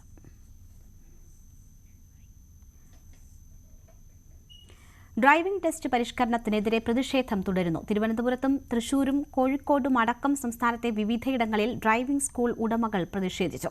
തിരുവനന്തപുരം മുട്ടത്തറയിൽ റോഡിൽ കിടന്നായിരുന്നു ഡ്രൈവിംഗ് സ്കൂൾ അസോസിയേഷന്റെ നേതൃത്വത്തിലുള്ള പ്രതിഷേധം. BV അരുണിന്റെ റിപ്പോർട്ടിലേക്ക്. സംസ്ഥാനത്ത് ഇന്നും ഡ്രൈവിംഗ് ടെസ്റ്റ് മുടങ്ങി. മന്ത്രിയുടെ അഭ്യർത്ഥന സമരത്തിൽ നിന്ന് പിന്മാറണം, ഹൈക്കോടതി ഉത്തരവ് കൂടി അനുസരിച്ച് സഹകരിക്കണം, സർക്കാരുമായി സഹകരിക്കണമെന്ന മന്ത്രിയുടെ അഭ്യർത്ഥന തള്ളിക്കളഞ്ഞ് ഇന്നും സമരം തുടരുകയാണ്. തിരുവനന്തപുരത്ത് മുട്ടത്തറയിലും അതുപോലെ തൃശ്ശൂരിലുമൊക്കെ ഒരാൾക്ക് പോലും ടെസ്റ്റിൽ പങ്കെടുക്കാൻ കഴിയില്ല. 21 പേരാണ് മുട്ടത്തറയിൽ നിന്ന് സമയം അനുവദിച്ചത്, സ്ലോട്ട് നൽകിയിരുന്നത്. പക്ഷേ 21 പേരും ഹാജരായില്ല. ആർക്കും ഇവിടെ ടെസ്റ്റ് നടന്നതുമില്ല. ഇവിടെ വലിയ സമരമാണ്, കുറച്ചുകൂടി ശക്തമായ സമരമാണ് മുട്ടത്തറയിൽ നടക്കുന്നത്. അതായത് റോഡിൽ കിടന്ന മുട്ടത്തറയിൽ ഈ പാർക്കിംഗ് ഗ്രൗണ്ട് ടെസ്റ്റിംഗ് ഗ്രൗണ്ടിന് മുന്നിൽ റോഡിൽ കിടന്നായിരുന്നു സമരക്കാരുടെ പ്രതിഷേധം. വിശ്വാസവും എനിക്ക് ഉണ്ട്. അതോടൊപ്പം തന്നെ ഈ സമരത്തിൽ പങ്കെടുക്കുന്ന എല്ലാവർക്കും അഭിവാദ്യം അർപ്പിക്കുന്നു. നിങ്ങൾ ഇന്ന് 8ാമത്തെ ദിവസമാണ് സമരം നടന്നുകൊണ്ടിരിക്കുന്നത്. സമരം തുടരാൻ തന്നെ തീരുമാനം. കോടതി ഉത്തരവ് ഞങ്ങൾ മാനിക്കുകയാണല്ലോ. കോടതി ഉത്തരവ് പറഞ്ഞെന്ന് പറഞ്ഞാൽ അവരെ മുന്നോട്ട് പോകാനാണ്. ഞങ്ങൾ കോടതി 21-ാം തീയതി കേസ് വിളിച്ചിരിക്കുക. വീണ്ടും കോടതിയിൽ 21-ാം തീയതി കേസ് നടക്കുകയാണ്. കോടതിയിൽ ഞങ്ങൾ ഇടക്കാല ഒരു ഉത്തരവ്, അതായത് ഞങ്ങളുടെ ഈ സ്റ്റേക്ക് വേണ്ടി ഞങ്ങൾ കൊടുത്തപ്പോൾ ഇടക്കാല ഉത്തരവ് അവർക്ക് ബെഞ്ചിന് തരാൻ പറ്റത്തില്ല. വാദം കേട്ട ജഡ്ജി വന്നതിന് ശേഷം തരാമെന്നാണ് പറഞ്ഞിട്ടുള്ളത്. ആ കേസ് പരിഗണിക്കാമെന്നാണ് പറഞ്ഞിട്ടുള്ളത്. ബഹുമാനപ്പെട്ട കോടതി പറഞ്ഞിട്ടുള്ളത് 21-ാം തീയതിക്ക് കേസ് മാറ്റി വെച്ചിരിക്കുകയാണ്. ഇപ്പം നമുക്ക് മൊത്തം കേരളത്തിൽ 86 സ്ഥലത്താണുള്ളത്.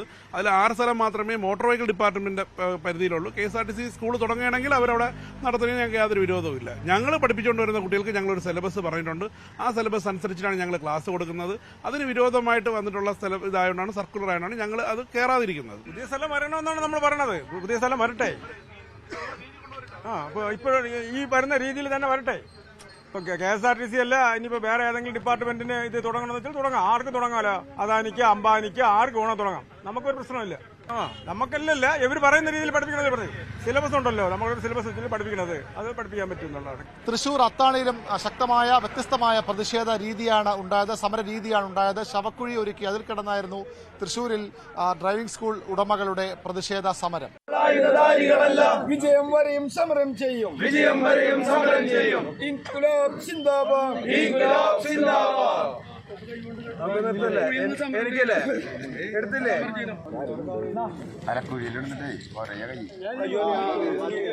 പ്രശ്നപരിഹാരത്തിന് കൂടുതൽ വഴികൾ സർക്കാർ തേടുകയാണ്. പുതിയ ടെസ്റ്റിംഗ് ഗ്രൗണ്ടുകൾ, ഡ്രൈവിംഗ് ടെസ്റ്റ് പുതിയ ഗ്രൗണ്ടുകൾ KSRTCയുടെ മറ്റു സ്ഥലത്തെ പുതിയ ഗ്രൗണ്ടുകൾ സർക്കാർ തിരിച്ചറിഞ്ഞിട്ടുണ്ട്, അവിടെ കണ്ടെത്തിയിട്ടുണ്ട്. അവിടങ്ങളിൽ കൂടി ഈ ഡ്രൈവിംഗ് ടെസ്റ്റ് വ്യാപിപ്പിക്കാനുള്ള ശ്രമമാണ് നടത്തുന്നത്. അതിനെയും ഈ സമരക്കാർ ചോദ്യം ചെയ്ത് നടത്തിക്കൊണ്ട്, പക്ഷേ എല്ലായിടത്തും ഒരുപോലുള്ള സിലബസ് ആയിരിക്കണം, ഏകീകൃതമായ നിയമങ്ങളായിരിക്കണം എല്ലായിടത്തും വേണ്ടത്. അതേസമയം ഡ്രൈവിംഗ് ടെസ്റ്റ് പരിഷ്കരണം ഏകപക്ഷീയമായി അടിച്ചേൽപ്പിക്കരുതെന്ന് AK ബാലൻ പ്രതികരിച്ചു. നവീകരണം ആവശ്യമാണ്. തൊഴിലാളി സംഘടനകളുമായി മന്ത്രി ചർച്ച നടത്തണമെന്നും AK ബാലൻ പറഞ്ഞു. അത് നവീകരണം വേണം എന്ന് ഗവൺമെൻറ്റിന് തോന്നിയാൽ നവീകരിക്കുന്നതിനാവശ്യമായിട്ടുള്ള നടപടികൾ സ്വീകരിക്കുമ്പോൾ ഒരു കോൺസെൻസസ് ഉണ്ടാക്കണം, ബന്ധപ്പെട്ട ആൾക്കാരുമായി ചർച്ച നടത്തണം. അതിൽ മാതൃകാപരമായൊരു സമീപനം ബഹുമാനപ്പെട്ട മന്ത്രി കാട്ടുമെന്നാണ് ഞാൻ വിശ്വസിക്കുന്നത്. അദ്ദേഹം ഒരു ഡൈനാമിക് ആയിട്ടുള്ളൊരു മന്ത്രിയാണ്. അപ്പോൾ സ്വാഭാവികമായും എന്തെങ്കിലും പെശകൾ പറ്റിയാൽ തിരുത്തുന്നതിനും അദ്ദേഹം തയ്യാറാവും. ചർച്ച നടത്തണം. ചർച്ച നടത്താതെ ഏകപക്ഷീയമായി ആർബിട്രറിയായി അടിച്ചേൽപ്പിക്കാൻ പാടില്ല. സർക്കാർ അധിക സീറ്റ് അനുവദിച്ചിട്ടും മലപ്പുറത്ത് +1 സീറ്റ് ലഭിക്കുമോ എന്ന ആശങ്ക ശക്തം. VHSE ഒഴിച്ചു നിർത്തിയാലും നിലവിലെ സാഹചര്യത്തിൽ ഏറെ കുട്ടികൾക്ക് തുടർ പഠനത്തിന് ഇഷ്ടവിഷയത്തിന് സീറ്റ് ലഭിക്കാൻ സാധ്യത കുറവാണെന്ന് കണക്കുകൾ പറയുന്നു. സർക്കാർ ഇടപെടൽ വീണ്ടും അനിവാര്യമാണ് ഈ മേഖലയിൽ. ഇക്കുറി SSLC ഫലം വന്നപ്പോൾ മലപ്പുറം ജില്ലയ്ക്ക് മികച്ച നേട്ടമാണ് ഉണ്ടായിരിക്കുന്നത്. 79,901 വിദ്യാർത്ഥികൾ പരീക്ഷ എഴുതിയതിൽ 79,730 പേർക്കും തുടർ പഠനത്തിന് അർഹത ലഭിച്ചു. അതിൽ തന്നെ 11,974 പേർക്ക് മുഴുവൻ വിഷയങ്ങളിലും A+. പക്ഷേ ഇനി ഉണ്ടാകാൻ പോകുന്ന പ്രതിസന്ധി ഇത്രയും കുട്ടികൾക്ക് പഠിക്കാനുള്ള +1 സീറ്റ് ജില്ലയിൽ ഉണ്ടോ എന്നുള്ളതാണ്. 10,650 അധിക സീറ്റുകൾ ഉൾപ്പെടെ ജില്ലയിൽ ഇപ്പോഴുള്ളത് 52,600 സീറ്റുകളാണ് ആകെ. ഈ ഒരു കണക്ക് നോക്കുമ്പോൾ തന്നെ 27,130 കുട്ടികൾക്ക് പഠിക്കാൻ സീറ്റില്ലാത്ത ഒരു സാഹചര്യം. അതായത് സർക്കാർ എയ്ഡഡ് സ്കൂളുകളിൽ സീറ്റുകൾ നോക്കിയാൽ 27,130 കുട്ടികൾക്ക് പഠിക്കാൻ സീറ്റുകളില്ല. അൺഎയ്ഡഡ് മേഖലയിൽ 11,300 സീറ്റുകളാണ് ആകെയുള്ളത്. അത് പണമടച്ച് പഠിക്കേണ്ടതാണ്. ഈ സീറ്റുകൾ എല്ലാം തന്നെ കൂട്ടിയാലും 15,830 കുട്ടികൾക്ക് നിലവിലെ സാഹചര്യത്തിൽ മലപ്പുറത്ത് +1 സീറ്റില്ലാത്ത സാഹചര്യമാണുള്ളത്. വലിയ ആശങ്കയാണ് ഇത് രക്ഷിതാക്കൾക്കും അധ്യാപകർക്കും എല്ലാവർക്കും നൽകുന്നത്. മലബാർ മേഖലയിലോട് ഗവൺമെന്റ് കാണിക്കുന്ന ചിറ്റമ്മ നയം എന്ന് മാത്രം പറഞ്ഞാൽ പോരാ. സത്യത്തിൽ കെടുകാര്യസ്ഥതയുടെ ഒരു മൂർത്തിമർ ഭാവമാണ് സത്യത്തിൽ ഇപ്പം നടന്നുകൊണ്ടിരിക്കുന്നത്. തെക്കൻ ജില്ലകളിലെ ഒരുപാട് സ്കൂളുകളിൽ സീറ്റുകൾ ഒഴിഞ്ഞു കിടക്കുകയാണ്. 10, 15, 20 കുട്ടികളുള്ള ക്ലാസ് റൂമുകളുണ്ട്. എന്നാൽ അതേസമയം ഇന്നിപ്പോൾ ഞാൻ പറയുമ്പോൾ ഗേൾസ് ഹൈസ്കൂളിൽ ഞങ്ങൾ കഴിഞ്ഞ വർഷം കിട്ടിയ 2 അഡീഷണൽ ബാച്ചിന് ക്ലാസ് റൂം ഉണ്ടാക്കാൻ ഞങ്ങൾ പെടാപ്പാട് പെടുകയാണ്. കാരണം 65 കുട്ടികളാണ് ഓരോ ക്ലാസ്സിലുള്ളത്. 65 കുട്ടികളെ ഒരു ക്ലാസ്സിൽ ഇരുത്തുക എന്ന് പറഞ്ഞാൽ കുട്ടികളുടെ പഠന നിലവാരം, പല പഠനങ്ങളും പ്രത്യേകിച്ച് പറയുന്നത് 50 കുട്ടികൾ കൂടുതൽ ഒരു ക്ലാസ് റൂമിൽ ഇരിക്കരുത്. അങ്ങനെ ഇരുന്ന് കഴിഞ്ഞാൽ കുട്ടികളുടെ പഠന നിലവാരം വല്ലാണ്ട് ബാധിക്കുന്നില്ല. പഠന റിപ്പോർട്ടുകൾ എത്രയോ ഗവൺമെന്റ് മുമ്പിലുണ്ട്. ഗവൺമെന്റ് അധ്യാപകരാണ്, ഗവൺമെന്റ് കൊടുക്കുന്ന ശമ്പളമാണ്. ആ അധ്യാപകരെ ഇങ്ങോട്ട് മാറ്റാനോ അല്ലെങ്കിൽ ആ സ്കൂളുകളിലുള്ള കൂടുതൽ ക്ലാസ്സുകളിൽ സീറ്റുകൾ ഒഴിഞ്ഞു കിടക്കുന്ന സ്കൂളുകളും മലബാർ ഏരിയയുമായിട്ടൊന്ന് താരതമ്യം ചെയ്തിട്ട് അതിനുവേണ്ട നടപടി സ്വീകരിക്കാൻ ഗവൺമെന്റ് മുന്നോട്ട് വരുന്നില്ല. അത് വലിയ വിഷമമാണ്, വലിയ സങ്കടകരമാണ്. അതുപോലെ തന്നെ മുഴുവൻ വിഷയങ്ങൾക്കും A+ കിട്ടിയ കുട്ടികൾക്കും ആശങ്കയുണ്ട്. അവർക്ക് ഇഷ്ടപ്പെട്ട വിഷയം +1 ലഭിക്കുമോ എന്നുള്ളത്. പലരും അത് പങ്കുവെക്കുകയും ചെയ്തു. ഞങ്ങളുടെ സ്കൂളിൽ തന്നെ ഒരുപാട് സന്തോഷത്തോടെയാണ് 92 കുട്ടികൾക്ക് ഫുൾ A+ ഉണ്ട്. എല്ലാവർക്കും അറിയാം +1 സീറ്റ് ഭയങ്കര കുറവാണ്. അപ്പൊ നമ്മൾ ഇഷ്ടപ്പെടുന്ന സ്കൂള്, അതുപോലെ ഇഷ്ടപ്പെടുന്ന സ്കൂളായാലും സയൻസ് ആണെങ്കിൽ സയൻസ്, കൊമേഴ്സ് ആണെങ്കിൽ ഇഷ്ടപ്പെടുന്ന വിഷയത്തിൽ പഠിക്കാൻ കിട്ടുമെന്ന് എല്ലാവർക്കും ഭയങ്കര ആശങ്ക ഉണ്ട്. എന്താണെങ്കിലും മലപ്പുറത്തെ ഈ വിജയത്തിൽ മലപ്പുറത്തെ അഭിനന്ദിക്കുന്നവർ മലപ്പുറത്തെ കുട്ടികൾക്ക് തുടർ പഠനത്തിനുള്ള അവസരം കൂടി നൽകണമെന്നാണ് പരക്കെ ഉയരുന്ന ആവശ്യം. ബാച്ചുകൾ അധികം അനുവദിക്കുകയും അതുപോലെ തന്നെ ഓരോ ക്ലാസ്സിലെയും കുട്ടികളുടെ എണ്ണം അത് 65-ലും 50-ലേക്കും 40-ലേക്കും ഒക്കെ കുറയ്ക്കണമെന്ന ആവശ്യവുമാണ് ഉയരുന്നത്. വിജയ ശതമാനം കൂടുമ്പോൾ അതിന് തക്ക രീതിയിൽ +1 സീറ്റിന്റെ എണ്ണവും ബാച്ചുകളുടെ എണ്ണവും വർദ്ധിപ്പിക്കണമെന്ന ആവശ്യം പരക്കെ ഉയരുന്നുണ്ട്. ഏറെ വൈകാതെ വിദ്യാർത്ഥി സംഘടനകൾ ഇക്കാര്യത്തിൽ പ്രതിഷേധവും തുടങ്ങാനിരിക്കുകയാണ്. മലപ്പുറത്ത് നിന്നും അഖിലോട്ട് പാറയ്ക്കൊപ്പം CB അനുമോദ്, ന്യൂസ് 18. മലപ്പുറത്തെ +1 സീറ്റ് പ്രതിസന്ധി മറികടക്കാൻ തീരുമാനം വേണമെന്ന് PK കുഞ്ഞാലിക്കുട്ടി ആവശ്യപ്പെട്ടു. കുറവുള്ളിടത്ത് സീറ്റ് അനുവദിക്കാൻ സാമ്പത്തിക പ്രതിസന്ധി തടസ്സമാകരുതെന്നും അദ്ദേഹം പറഞ്ഞു. ആയിരക്കണക്കിന് കുട്ടികളാണ് അഡ്മിഷൻ കിട്ടാതെ പുറത്താവുന്നത്. ഇവിടുത്തെ ഇപ്പോൾ ഇന്ത്യയിലെ സ്ഥിതി പറഞ്ഞ മാതിരി തന്നെ ഇവിടെയുള്ള പ്രതിപക്ഷത്തിനും ഈ കാര്യങ്ങൾ ഉറക്കെ ശ്രദ്ധിക്കാനല്ലേ പറ്റുള്ളൂ. ഞങ്ങളൊക്കെ അസംബ്ലിയിലും പുറത്തുമൊക്കെ വളരെ ഗൗരവത്തിൽ ഈ കാര്യത്തെക്കുറിച്ച് പറഞ്ഞതാണ്. പക്ഷേ ഗവൺമെൻറ് ഒരിക്കലും അനങ്ങുന്നില്ല. ഈ തവണ എങ്കിലും കേരള ഗവൺമെൻറ് ഈ കാര്യത്തിന് ഒരു സൊല്യൂഷൻ ഉണ്ടാക്കണം. അധിക ബാച്ചുകൾ വേണമെന്നൊരു നിലപാടാണോ ഉള്ളത്? അധിക ബാച്ചുകളോ ഗവൺമെൻറ് എയ്ഡഡ് അതുപോലെ തന്നെ ഒക്കെയുള്ള സ്ഥാപനങ്ങൾ പുതുതായിട്ട് ഇല്ലാത്ത ഏരിയയിൽ അനുവദിക്കും. എന്താ വേണ്ടതെന്ന് വെച്ചാൽ കൊച്ചിയിൽ വാഹനാപകടത്തിൽ 2 മരണം. ബൈക്ക് യാത്രികരാണ് അപകടത്തിൽപ്പെട്ടത്. പാലാരിവട്ടം ചക്കരപ്പറമ്പിലാണ് അപകടമുണ്ടായത്. Bike KSRTC ബസ്സുകൾക്കിടയിൽ പെടുകയായിരുന്നു. അപകടത്തെ തുടർന്ന് ദേശീയപാതയിൽ ഏറെ നേരം ഗതാഗതക്കുരുക്കുണ്ടായി.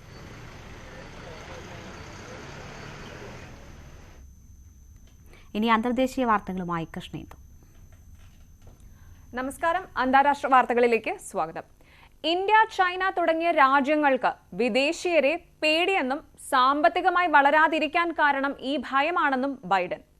തെരഞ്ഞെടുപ്പ് പ്രചാരണത്തിനിടെ ഇന്ത്യ, ജപ്പാൻ, ചൈന, റഷ്യ തുടങ്ങിയ രാജ്യങ്ങളുടെ സമ്പദ് വ്യവസ്ഥയെ ദോഷകരമായി ബാധിക്കുന്നത് വിദേശീയരോട് ഭയം അഥവാ xenophobia ഉള്ളതുകൊണ്ടാണെന്ന് US പ്രസിഡന്റ് ജോ ബൈഡൻ.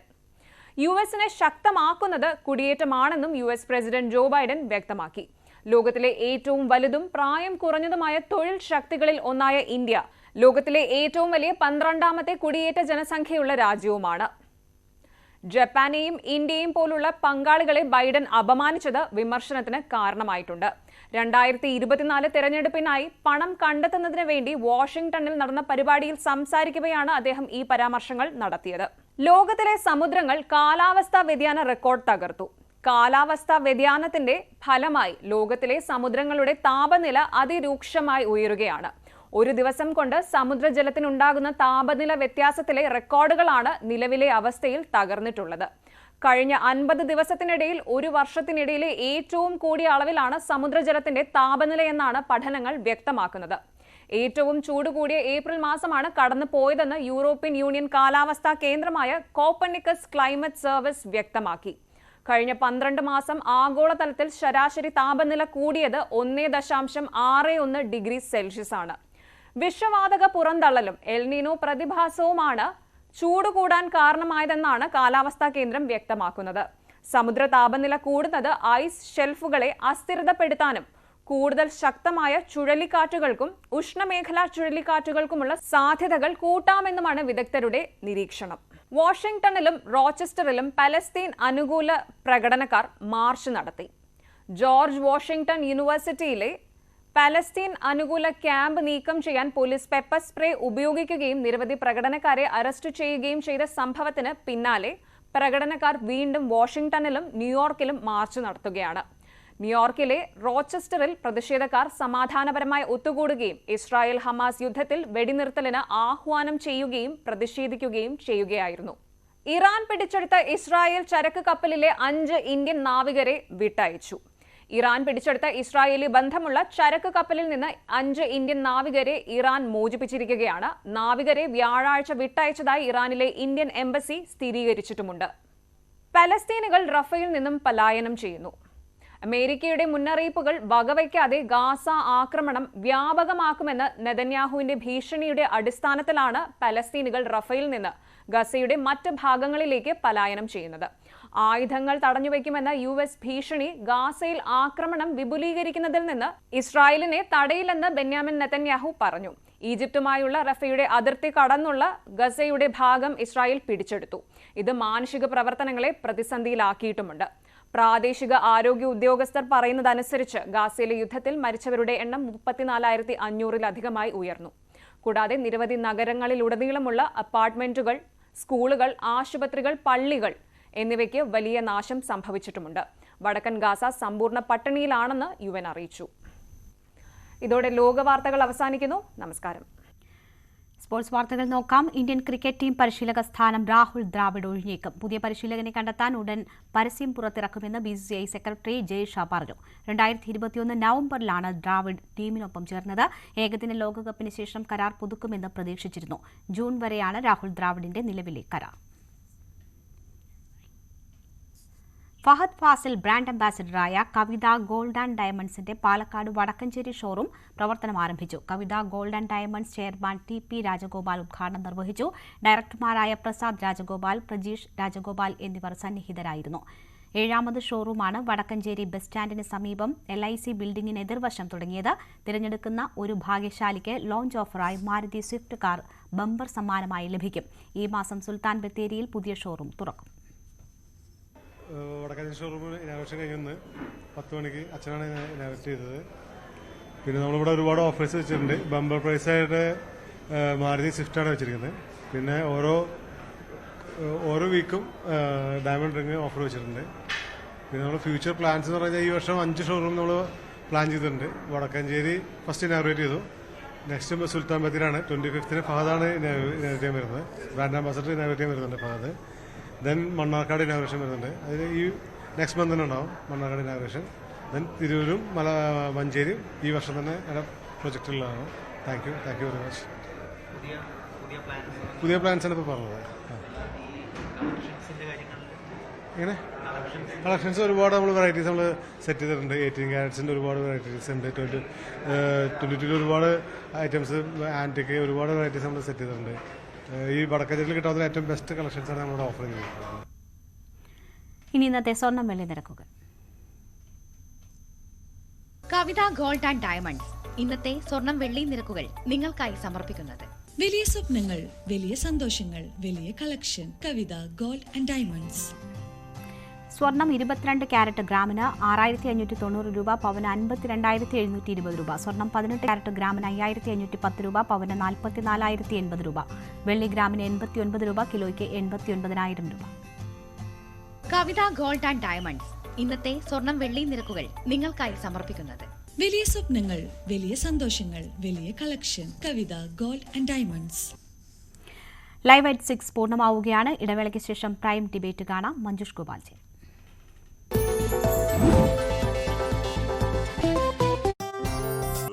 അങ്ങനെ